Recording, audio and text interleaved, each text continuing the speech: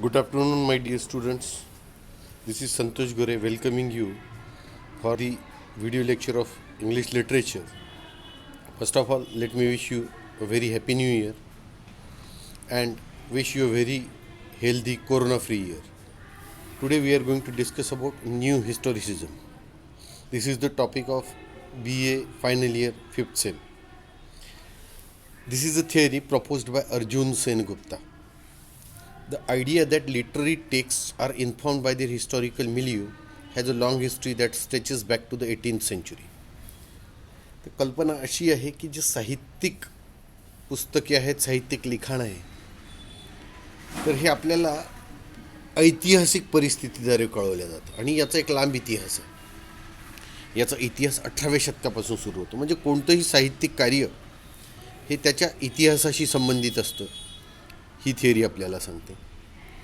The governing principle of historicism states that nothing, whether institutions, works of art, systems of thought or literary text can be judged independently of their historical context. एकदम बरोबर. यामागचं तत्त्व असं आहे, इतिहासवाद आपल्याला हे सांगतो, कोणतीही गोष्ट जगातली, कोणतीही संस्था असू द्या, कोणतंही कलेचं कार्य असू द्या, कोणत्याही विचाराची पद्धत असू द्या किंवा कोणतंही साहित्यिक लिखाण असू द्या, त्याला तुम्ही त्याच्या ऐतिहासिक संदर्भापासून वेगळं काढून त्याचं मूल्यमापन करू शकत नाही. उदाहरणार्थ जसं श्यामची आई. समजा श्यामची आई पुस्तकाचा आपण संदर्भ घेतला तर आपण असं म्हणू शकतो की त्याला इतिहास आहे. इतिहास इन द सेन्स श्यामला त्याची आईची आठवण यायची, श्यामच्या आईने त्याला काही संस्कार दिले होते, त्यामुळे त्याला तो श्यामच्या आईच्या संस्काराचा इतिहास आहे. म्हणून श्यामची आई पुस्तक म्हटलं की आपल्याला तो इतिहास, त्या काळच्या संस्कृती आपल्याला विचारात घ्याव्याच लागतात. आणि इतिहासवाद हेच सांगतो, म्हणजेच नवीन इतिहासवाद, की कोणतंही लिखाण असेल त्याच्या मागे इतिहास असतोच असतो. This was a response to formalist theory, Russian formalism and a new criticism that tended to treat a text as a self sufficient artefact capable of generating meaning through the internal processes of its composition irrespective of any external consideration. आता हा इतिहासवाद कशासाठी तयार करण्यात आला किंवा याचा जन्म कशासाठी झाला, तर ही एक प्रतिक्रिया होती. रशियात फॉर्मॅलिस्ट थिअरी होती, जसं रशियन फॉर्मॅलिझम आहे आणि न्यू क्रिटिसिझम आहे. यांचं म्हणणं काय होतं की टेक्स्ट हे सेल्फ सफिशियंट असतं, टेक्स्टला इतर कोणत्याही गोष्टीचा आधार लागत नाही. म्हणजे समजा एखादं पुस्तक लिहिलं, जसं ऑथेलो लिहिलं आहे शेक्सपियरने, तो ऑथेलोला इतिहासाची आवश्यकता नाही. मग ते पुस्तक वाचल्याबरोबरच आपल्याला सगळं समजून येतं. आणि सगळ्यात महत्त्वाचं, हे जनरेट स्वतःच मिनिंग करू शकतं ते पुस्तक. त्याला अंतर्गत प्रक्रिया होतात त्याच्या काही, आणि त्याला इतर कोणत्याही गोष्टीची आवश्यकता लागत नाही, त्याला कोणत्याही बाह्य घटकाची मदत घ्यावी लागत नाही. The text was extricated from its historical context and judged in an interpretative vacuum. आता हा जो नमुना आहे, लिखाणाचा नमुना आहे, हे जे साहित्य घेण्यात आलेलं आहे, याचा ऐतिहासिक संदर्भ आहे आणि याला कोणत्याही समज जी आपण वापरतो आपल्याला समजून घेण्यासाठी, की कशाद्वारे हा टेक्स्ट लिहिण्यात आलेला आहे, याला ऐतिहासिक संदर्भ काय आहे, त्या संदर्भात आपल्याला हा मूल्यमापन करून निर्णय घ्यावा लागतो. The historical approach contended that a great number of social, economic and political factors influenced and dictated the themes and structure of a text. हा ऐतिहासिक दृष्टिकोन आपल्याला सांगतो की अनेक सामाजिक, आर्थिक आणि राजकीय घटक हे काय करतात, प्रभाव पाडतात आणि त्या संकल्पना ज्या आहे त्या संकल्पनेवर प्रभाव टाकून त्या स्ट्रक्चरवर प्रभाव टाकतात आणि माणूस त्या प्रकारे लिहित जातो. जसं उदाहरणार्थ इतिहास लिहिताना आपण एखाद्या विशिष्ट पक्षाचे असू तर त्या पक्षाचे political factor, economic factor, social factors आपल्या विचारावर प्रभाव पाडतात. काही महान व्यक्ती होते, त्यांचा आपल्यावर प्रभाव पडतो आणि आपण तसा इतिहास लिहितो. म्हणजे आपण एकदम निष्पक्ष इतिहास लिहिलेला नसतो, त्यात आपली काही मते असतात, असं इतिहासवाद्यांचं म्हणणं आहे. It would be impossible to judge a work by Sophocles in the same context as a work by Alexander pope. हे अतिशय अशक्य आहे की सोफोक्लसचं वर्क जर तुम्हाला त्याच संदर्भात तपासायचं असेल ज्या संदर्भात तुम्ही अलेक्झांडर पोपचं तपासता, तर हे अतिशय अशक्य आहे. कारण सोफोक्लस हा खूप आधीच्या काळातला आहे, म्हणजे येसूपूर्व काळातला आहे, ख्रिस्तपूर्व काळातला आहे. ना अलेक्झांडर पोप हा ख्रिस्ताच्या जन्मानंतरच्या काळातला, इसवी सनमधला आहे. म्हणजे दोन्ही वेळची सामाजिक ऐतिहासिक परिस्थिती वेगळी होती, राजकीय परिस्थिती वेगळी होती, आर्थिक परिस्थिती वेगळी होती. म्हणून त्यांचं मूल्यमापन करताना आपल्याला त्या त्या काळातला सगळ्या घटकांचा विचार करावाच लागतो आणि नव इतिहासवाद आपल्याला हे शिकवतो.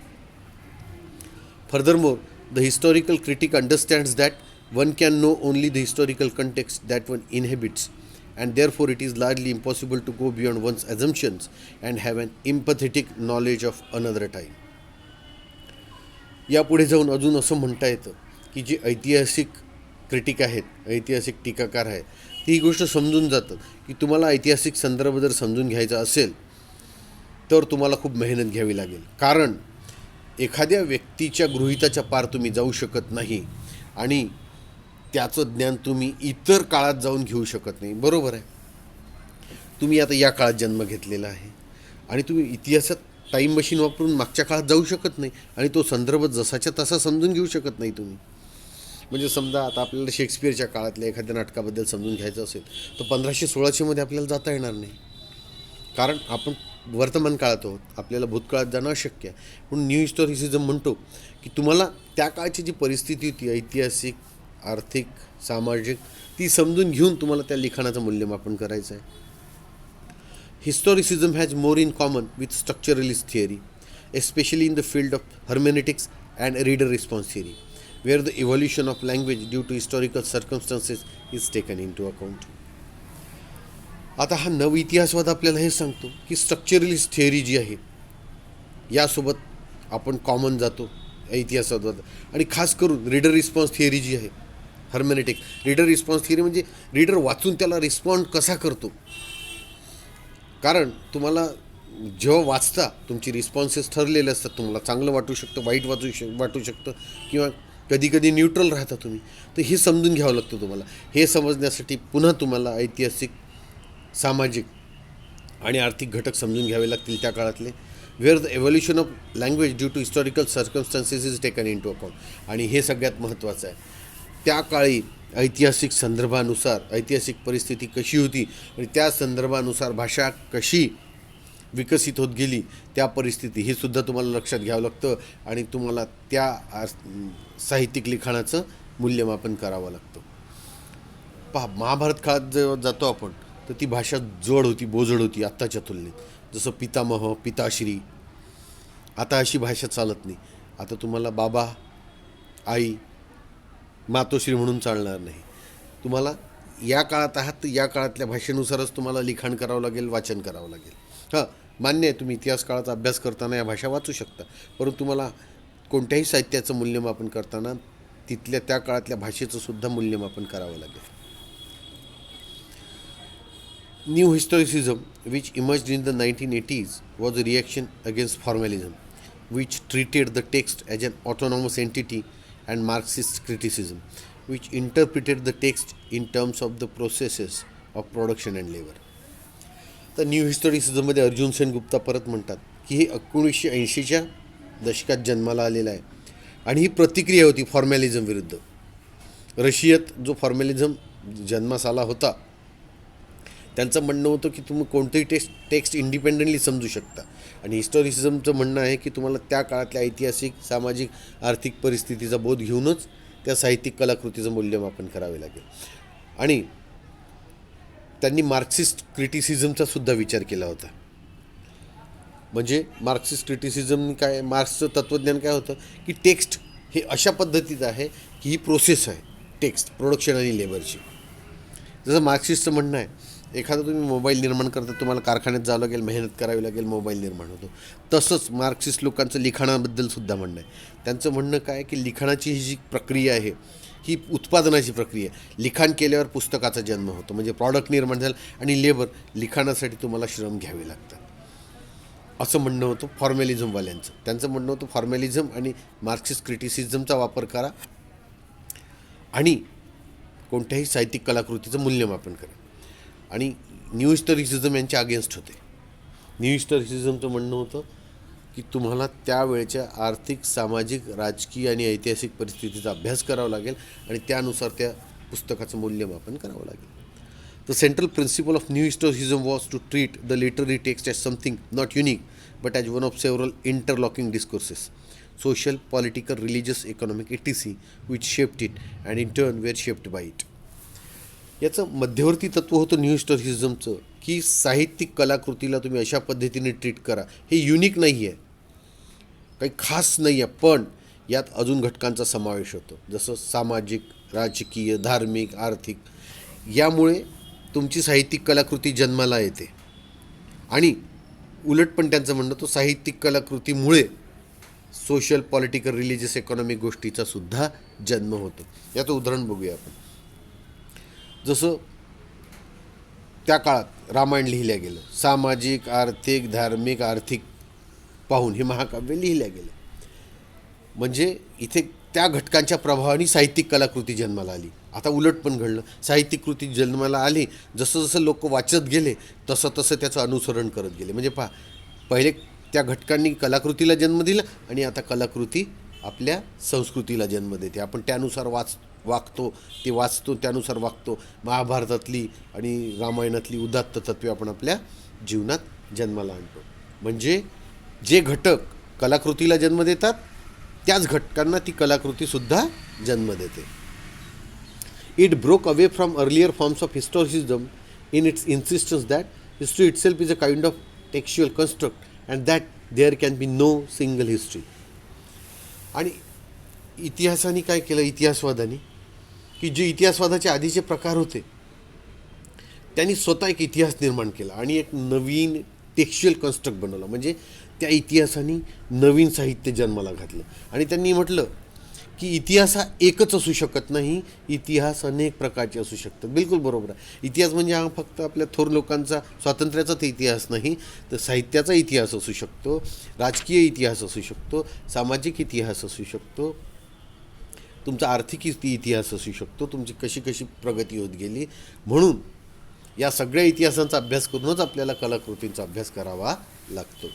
म्हणजेच इतिहास एकाच प्रकारचा नाही, इतिहास अनेक प्रकारचे आहे. सामाजिक इतिहास, राजकीय इतिहास, आर्थिक इतिहास, अशा अनेक प्रकारच्या इतिहासांचे आपल्याला दाखले देता येतात. This aligns new historicism to post structural theory.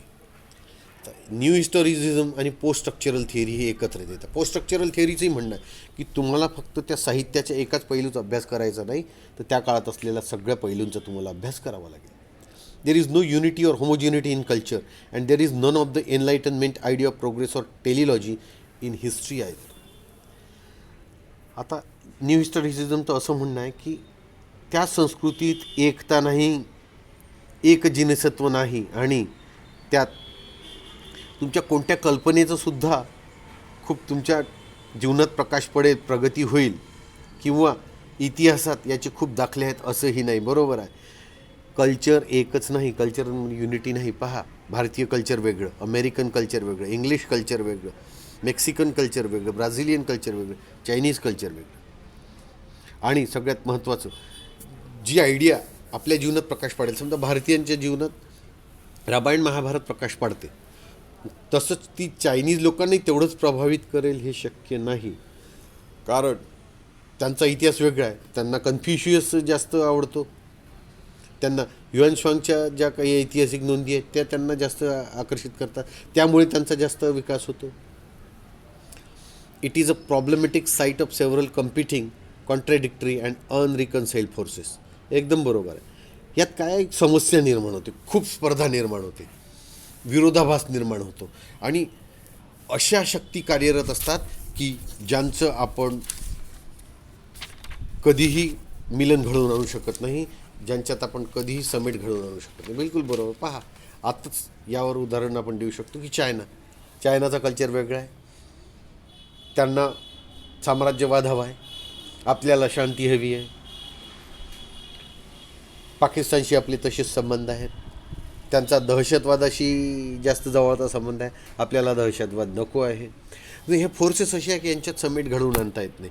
सगळीकडे प्रॉब्लेम्स आहेत. सगळ्यांना वाटतं की माझ्या देशाची संस्कृती चांगली आहे. A literary text is part of this historical construct at any given time and must be understood as such. तर हे जे साहित्यिक कलाकृती आहे तर या अशा ऐतिहासिक बंधाचाच एक भाग आहे. कोणत्याही वेळी कोणतंही साहित्य जन्माला येतं आणि तो त्या काळचा भाग असतो. And must be understood as सच. आणि आपल्याला तसंच समजून घेतलं पाहिजे. आता कोरोनाचा इतिहास जेव्हा लिहिला जाईल तो 2020च्या आर्थिक परिस्थितीनुसार, सामाजिक परिस्थितीनुसार, राजकीय परिस्थितीनुसार आणि ऐतिहासिक परिस्थितीनुसार समजलं आहे. जेव्हा 100 वर्षानंतर याचा अभ्यास केला जाईल तर तेव्हा त्यांना या काळाची परिस्थिती लक्षात घ्यावी लागेल. तरच ते साहित्यिक कलाकृती उत्कृष्ट ठरेल, तिचं मूल्यमापन योग्य होईल. It is one discourse among several cultural discourses and the entire structure must be studied as a whole without committing oneself to any particular political stance. आणि एक अशा प्रकारचं राजकीय संभाषण, अशा प्रकारचा राजकीय लिखाणाचा भाग आहे की ज्यात अनेक संस्कृती एकत्र येऊन बोलतात आणि संपूर्ण स्ट्रक्चर एक समजून आपल्याला अभ्यास करावा लागेल. आणि एका विशिष्ट राजकीय भूमिकेवर आपण ठाम राहू शकत नाही. त्या राजकीय भूमिकेतूनच आपण विचार करू शकत नाही. आपल्याला सगळ्या घटकांचा विचार करावा लागतो. जर आपण आपल्या भारताचं उदाहरण घेतलं तर तुम्हाला दिसून पडेल की इथे खूप विविध संस्कृतीचे लोक आहेत.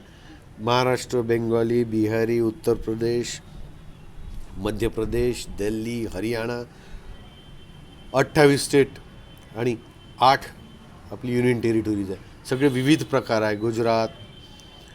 तर हे कल्चर तुम्हाला एक समजूनच भारताचा अभ्यास करावा लागेल, नाही तर तुम्हाला भारत कधीही समजणार नाही. एका विशिष्ट राजकीय तत्त्वज्ञानाने आपण प्रेरित होऊ शकत नाही. तरच तुम्हाला त्या काळच्या त्या लिखाणाचा आपल्याला संदर्भ जोडता येईल. Michel Foucault had a seminal influence on the development of this approach. Michel फोकॉल्टचा यावर खूप प्रचंड प्रभाव आहे. या प्रकारचा जो अप्रोच आहे न्यू हिस्टॉरिसिझम, याचा जो विकास होत गेला त्या विकासाचा सगळ्यात महत्त्वाचा प्रभाव मायकल फोकॉल्टचा आहे. In his essay what is an author, a response to Roland Barthes celebrated the death of the author, त्यांनी एक निबंध लिहिला व्हॉट इज एन ऑथर. हा कशा संबंधित लिहिला की रोलँड बार्थेसनी एक खूप छान पुस्तक लिहिलं होतं the death of the author, म्हणजे लेखकाचा मृत्यू. त्याला उत्तर देण्यासाठी त्यांनी हा निबंध लिहिला होता व्हॉट इज एन ऑथर. यात ही एक्झामिन्स द कन्सेप्ट ऑफ ऑथरशिप. त्यांनी काय केलं मग, यात परीक्षण केलं की लेखकाची संकल्पना काय आहे. And states that the analysis of literary text cannot be limited to study of the text and the author's psychology and background. आणि त्यांनी म्हटलं की विश्लेषण करायचं असेल कोणत्या लिखाणाचं तर ते फक्त त्या लिखाणाच्या अभ्यासापुरतं मर्यादित नका ठेवू. त्या ऑथरची मानसिकता काय होती ते पुस्तक लिहिताना, त्याचं बॅकग्राऊंड काय होतं, त्याचं सामाजिक बॅकग्राऊंड काय होतं, आर्थिक काय होतं, राजकीय, ह्या सगळ्यांचा विचार करूनच त्या टेक्स्टचा तुम्हाला अभ्यास करावा लागेल. This is because the author himself is subject to wide range of complex imperative that influence his work beyond his awareness. आणि कशामुळे ऑथर काय आहे, हा एक विषय आहे. खूप वेगवेगळ्या गुंतागुंतीचे काही घटक आहेत, त्याचा प्रभाव पडतो त्याच्या कार्यावर आणि त्याच्या सामाजिक जाणीवेवर. बरोबर आहे, तुम्ही समाजात राहता तर तुमच्या परफॉर्मन्सवर इतर घटकांचा सुद्धा प्रभाव पडतो. समजा तुमचा खूप मूड चांगला आहे, सगळ्यांनी घरच्यांनी सपोर्ट केला तर तुम्ही जेव्हा पेपरला जाता ते तुम्ही खूप छान सोडवता पेपर, तुमचा पेपर छान जातो. पण कोणाशी भांडून गेला तर तुमचा पेपर खराब जातो. याचा अर्थ सायकोलॉजिकल, इकॉनॉमिकल, हिस्टॉरिकल हे घटक तुमच्यावर फरक पाडतातच पाडतात. It would therefore be pointless to look upon the author figure as the consolidated fount of deliberating meaning. आणि म्हणून जर तुम्ही जो लेखक आहे त्याच्या फिगरवर कन्सॉलिडेटेड डेलिब्रेट मिनिंग टाकलं, म्हणजे मुद्दामहून तुम्ही जर त्याचा तसा विचार केला की याने मुद्दामहूनच असं केलेलं आहे तर हे निरर्थक होईल. कोणी मुद्दाम करत नाही. एखादाच व्यक्ती असेल जो मुद्दामहून तसं चुकीचं लिखाण करेल, परंतु तो लिखाण करताना जाणता अजाणता त्याच्या लिखाणावर त्याच्या पॉलिटिकल, इकॉनॉमिकल, सोशल, हिस्टॉरिकल बॅकग्राऊंडचा फरक पडतो. त्याच्या सायकॉलॉजीचा सुद्धा त्याच्या लिखाणावर फरक पडतो. पण हे अजाणतेपणी होतं. हे सुद्धा तुम्हाला त्याच्या लिखाणाचं मूल्यमापन करताना लक्षात घ्यावं लागेल. If there is no author to ground the text then we must also give up the notion of the text as a unified entity. जर असा कोणताच लेखक नसेल की ज्याला त्या टेक्स्टला देण्यासाठी कोणताच आधार नाही, असं शक्य होऊ शकत नाही. पण एखाद्या वेळेस समजा असं घडलं की त्या ऑथरला कोणताच आधार नाही त्या लिखाणाला देण्यासाठी, हिस्टॉरिकल, सोशल, कल्चरल, इकॉनॉमिकल, तर मग तुम्ही ती संकल्पनाच सोडून द्या. तुम्ही त्या अस्तित्वावर, त्या लिखाणाच्या अस्तित्वावर तुम्ही विचारच करू नका, ते सोडून द्या. A text must be studied in the context of the wider cultural conventions that produced it. हे तुमचं जे लिखाण आहे त्याचा तुम्ही असा अभ्यास करा की ज्यात वायडर कल्चरल कन्व्हेन्शन्स असतील. वायडर कल्चरल कन्व्हेन्शन्स मीन्स ज्यात खूप सांस्कृतिक नियम असतील, सांस्कृतिक परंपरा असतील, आणि त्या सांस्कृतिक परंपरेने त्या पुस्तकाला जो जन्म दिलेला आहे त्याचा विचार करा तुम्ही. म्हणजे एखादं पुस्तक लिहिताना, जसं श्यामची लिहिल्या गेलं, त्या काळची पूर्ण सांस्कृतिक परिस्थिती विचारात घेऊन ते पुस्तक लिहिण्यात आलं आहे साने गुरुजीद्वारे, आणि त्यामुळे आपल्याला त्या काळची परिस्थिती लक्षात घ्यावी लागेल.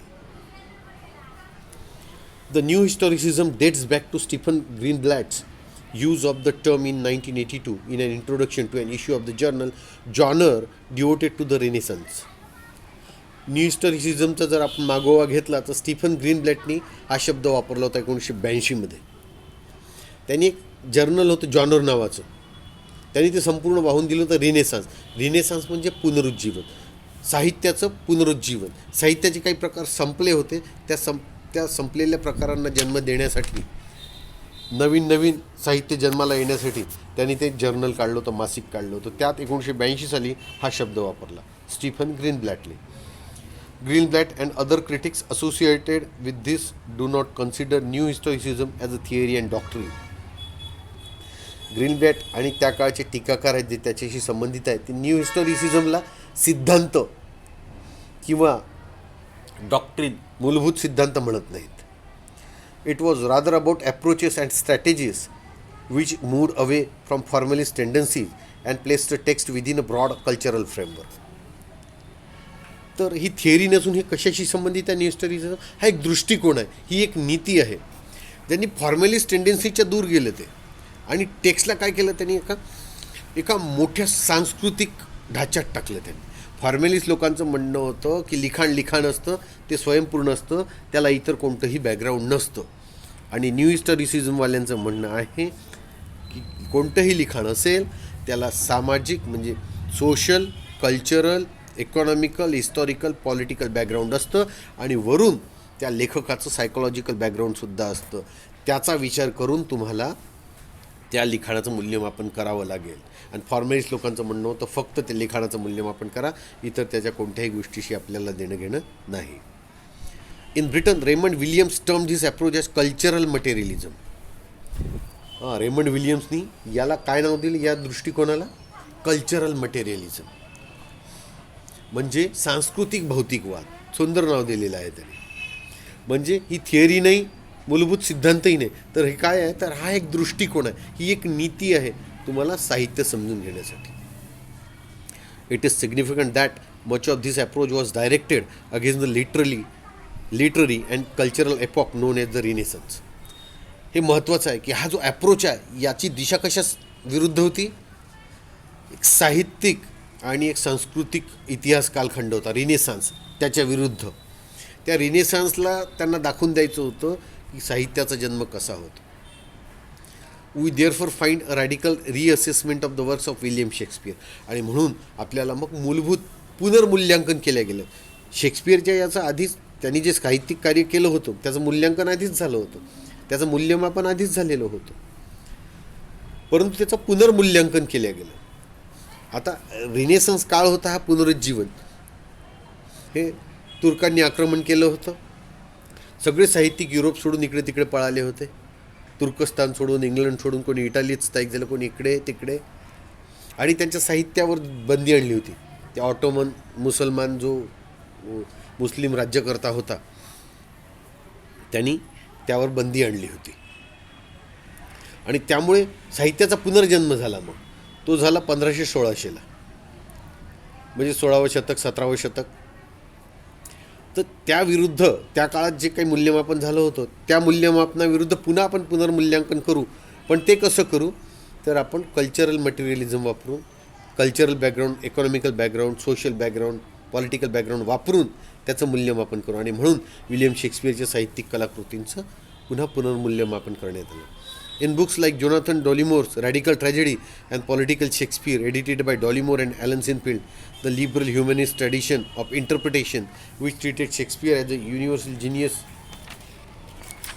was reassessed and replaced by one in which the topical political awareness of Shakespeare was interpreted in terms of a broad range of issues like colonialism, sexuality, and authority.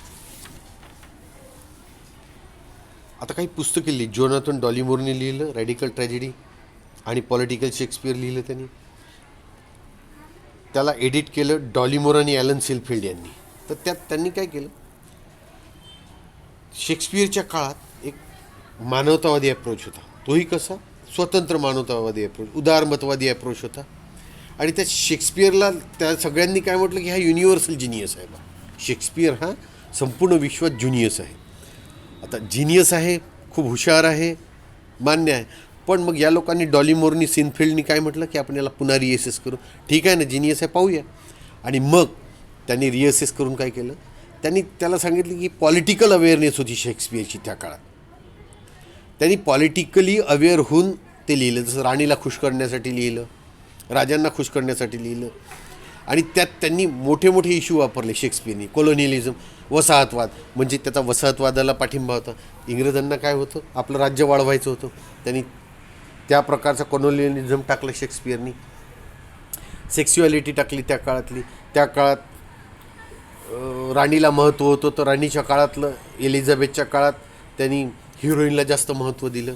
As you like इटमध्ये दिलं, 12th नाईटमध्ये दिलं. आणि authority स्त्रियांच्या हाती दिली. म्हणजे पहा ना, त्यांनी त्या काळात खुश करण्यासाठी त्या काळाचा इतिहास वापरला, त्या काळाचं पॉलिटिकल अवेअरनेस वापरली. आणि म्हणून डॉलिमोरचं, सिनफिल्डचं म्हणणं होतं की शेक्सपियर जिनियस आहे, मान्य आहे, त्यांनी त्या काळाला अनुसरून लिहिलं, आपण आता या काळाला अनुसरून त्याला रिअसेस करू. आणि अशा प्रकारे न्यू हिस्टॉरिसिझम वापरलं त्यांनी. न्यू हिस्टॉरिसिझम अप्रोच म्हणजेच, परत एकदा सांगतो, त्या काळची इकॉनॉमिक, पॉलिटिकल, सोशल, हिस्टॉरिकल सगळी घटके लक्षात घेऊन त्या काळच्या परिस्थितीचं मूल्यमापन करणे. In alternative Shakespeare's, a number of writers drew from a large variety of theories ranging from psychoanalysis and structuralism to Marxism and feminism in order to analyze how Shakespeare produced meaning, constructed the human subject, and dealt with the larger ideological questions. Alternative Shakespeare's नावाचं एक पुस्तक आहे. त्या अनेक लेखकांनी काय केलं, त्याच्या अनेक थिअरी काढल्या. त्यात त्यांनी त्याचं मानसशास्त्रीय विश्लेषण केलं. मार्क्सिझम त्यांनी त्याचा अभ्यास केला. फेमिनिझम, स्त्रीवादाचा अभ्यास केला. कशासाठी केला त्यांनी या सगळ्यांचा अभ्यास, या सगळ्या घटकांचा शेक्सपियरने आपल्या नाटकात समावेश केलेला होता. तर त्यांनी यासाठी त्याचं विश्लेषण केलं की शेक्सपियरनी अर्थाचं कसं उत्पादन केलं, कसे अर्थ निर्माण केले, त्यांनी ह्युमन सब्जेक्ट कसा निर्माण केला. जसं ऑथेलोमध्ये, हॅमलेटमध्ये, and dealt with larger ideological questions. आणि काय केलं त्यांनी, जसं किंग लिअरमध्ये असा बाप निर्माण केला त्यांनी की ज्याला खूप प्रेम होतं आपल्या 3 मुलीवर. 2 मुली खोटं बोलल्या, त्याच्याशी खोटं प्रेम दाखवलं. तिसरी खरं बोलली तर त्यांनी तिला हद्दपार केलं, दोघींना अर्ध राज्य देऊन टाकलं. म्हणजे किंग लिअर हा भावनात्मक झाला. त्या काळी तशी परिस्थिती होती. आणि एक मोठ्या सैद्धांतिक प्रश्नाबद्दल त्यांनी मांडणी केली आहे शेक्सपियरनी. उदाहरणार्थ की बघा, बाप खोट्या प्रेमाला भुलतो लवकर, आणि खरी बोलली लहान पोरगी तर तिला त्यांनी हाकलून दिलं. म्हणजे काय, इथे त्यांनी सिद्धांताची मांडणी केली की बा खरं प्रेम असावं, खोटं प्रेम असू नये. त्या 2 मुलींनी खोट्या प्रेमापायी त्यांना राज्य मिळालं, त्यांनी बापाला बाहेर काढलं होतं. त्यांचा बाप आंधळा होतो किंग लिअरमध्ये. तर अशा प्रकारच्या पूर्ण या गोष्टींचा अभ्यास त्या अल्टरनेटिव्ह शेक्सपियरमध्ये बाकी लेखकांनी केला. इथे आपल्या न्यू हिस्टॉरिसिझमचा पहिला भाग संपतोय. Here we end this and we will begin our second part of this new historicism in the next lecture. Thank you so much.